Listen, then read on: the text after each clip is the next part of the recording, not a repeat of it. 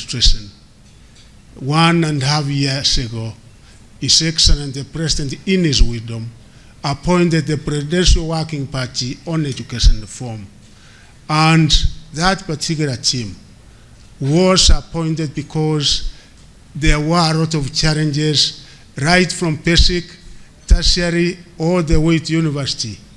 And of course, what he had in mind, that they were to address the various challenges and come up with something sustainable for our country, because Kenya, our beloved country Kenya, the only resource we have that we can be proud of is the human resource.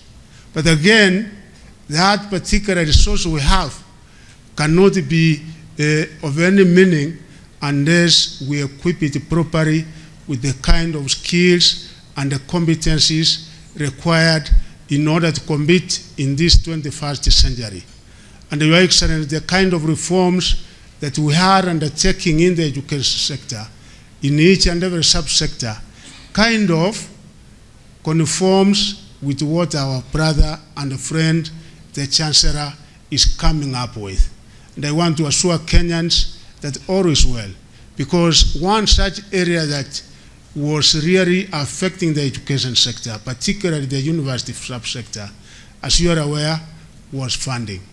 We had a system that was commonly known as a DUC, differentiated unit cost, that was not sustainable. And we came up with a new system now, the new funding model, which is based and determined by the level of need of each and every household, and also student-centered.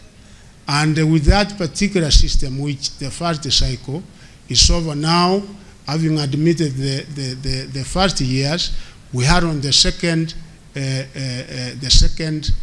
cycle, which is coming up in September. I want to assure Kenyans that all is well.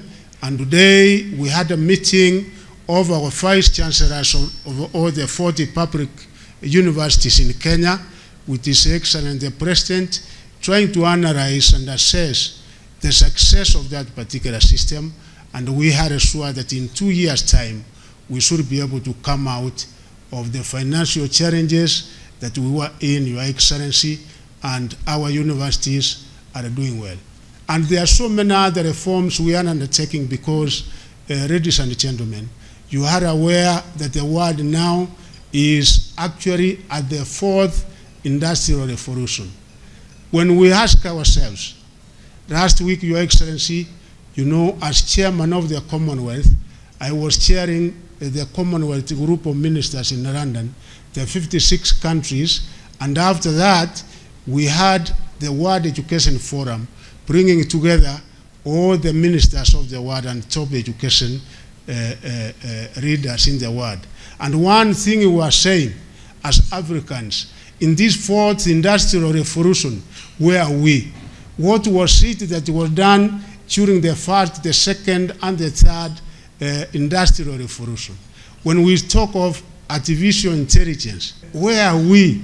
Because if we are going to be left behind in this, then you can see and you can imagine the kind of damage that African countries will have to face. So we welcome this great Kenyan. I always now call him a Kenyan because indeed he's so passionate, he's so committed in what he wants to do, and I have given him the assurance.